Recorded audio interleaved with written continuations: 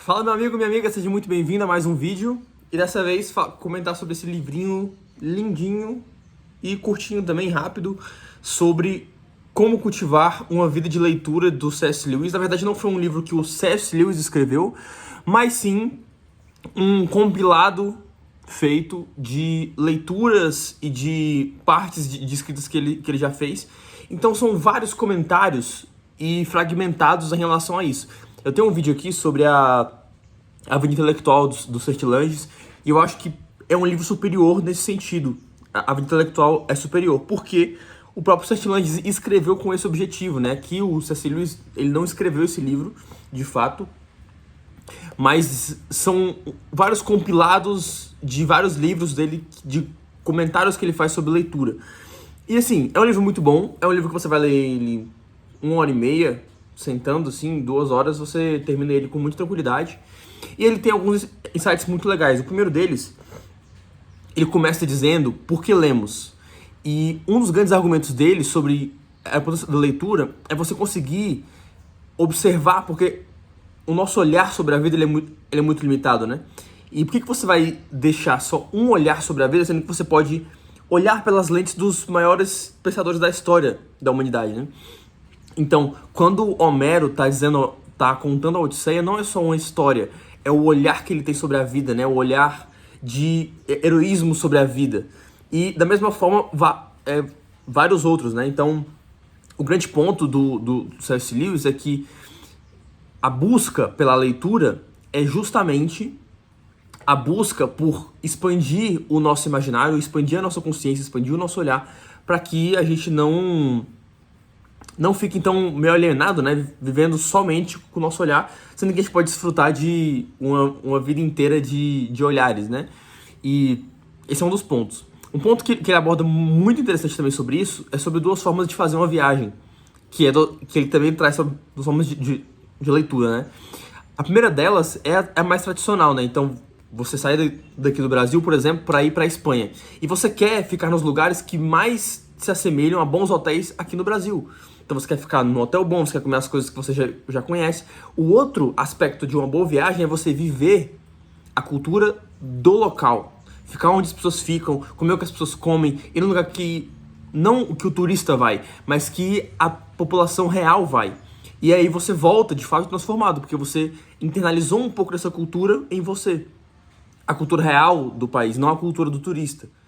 E é exatamente a mesma lógica que ele traça para leitura. Se você lê só para confirmar coisas que você já conhece, ou uma leitura superficial, você nunca vai conseguir entender e mergulhar na lente daquele autor. Então, por isso que tanto a viagem como a leitura podem ter esse aspecto de você caminhar sob outros olhares, né? E, além disso, ele faz vários ensaios e pontos pequenos sobre diversos aspectos, né? E até passando aqui também um pouco do sumário, tem muitos capítulos, tem capítulos de 3 linhas, que são muito rápidos, são breve comentários, então, por exemplo, Platão e Aristóteles, ele vai falar, se tirasse de mim tudo que eu aprendi com Platão e Aristóteles, seria como amputar um membro meu. Então, é basicamente esse é o comentário que ele faz, né? Então tem muitos capítulos, acho que dá pra mostrar aqui rapidinho, tem muitos capítulos em tese, aí ó, olha o tanto, em tese poucas páginas, e ele vai passando, portanto, por esses aspectos, né? E aí, naturalmente, vai ter algumas frases, e aqui, a parte mais interessante pra mim é o começo do livro, porque chega um momento, um hiato do livro, que ele faz comentários muito sobre literatura, porque ele era um grande escritor, né, e ele lia bastante, então ele faz comentários sobre literatura, então sobre como usar bem as palavras, sobre como tem coisas deturpadas, sobre contos de fadas, então ele faz alguns comentários nesse sentido que são legais, mas às vezes perde um pouco do sentido de quem tá comprando o livro, né, porque às vezes a gente compra pra entender como estudar melhor, por exemplo, ou como de fato cultivar uma vida de leitura, e aí, naturalmente, esses comentários você fica um pouco, eu não vou dizer perdido, mas perde um pouco do sentido do livro, né? De toda forma, eu acho que é válido e, sem dúvida nenhuma, é uma leitura que vale a pena fazer, até porque é muito rápida, né? Então, você consegue consumir um pouco do livro de forma muito rápida. E aqui também tem alguns ensaios sobre leituras infantis. Então, por exemplo, uma coisa interessante que ele fala, né? Se o livro não vai ser muito bom para ser lido com 50 anos, talvez não seja bom para ser lido com 10. Os contos de fadas, as imaginações, porque essas literaturas infantis, elas não são somente para crianças. Então você tem coisas para abordar ali. E se for algo muito infantil, que você não consegue tirar nada dali, talvez nem a criança deva ler, né? E tem vários ensaios sobre isso. Ele também gasta algumas páginas relevantes para falar sobre o Tolkien, sobre o Hobbit, né? Que eles eram muito próximos, o Tolkien e o Lewis, né? Então também tem um vídeo aqui no canal falando sobre o Hobbit. Então tem esse aspecto muito importante. O livro vai passar por esses pontos, sobre a importância da leitura, sobre como ler, sobre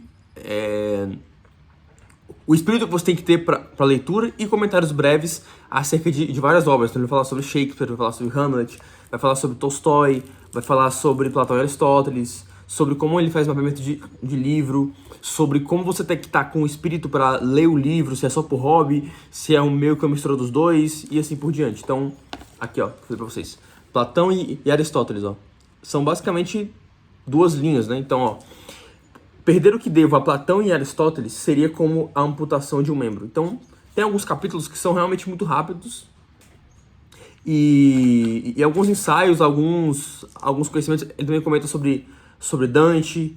Então, enfim, eu acho que é um livro que vale a pena, mas se for para escolher entre A Vida Intelectual do Sertilandes é um livro bem superior, até porque o Sertilandes escreveu, então é meio injusto também comparar, porque esse aqui não é escrita do próprio Lewis, tá bom? Fica aqui a minha recomendação, mas não vá com tanta expectativa assim de que você vai sair com um mapa completo sobre isso, como você sai no A Vida Intelectual do Sertilandes. Obrigado e até o próximo vídeo. Tchau, tchau.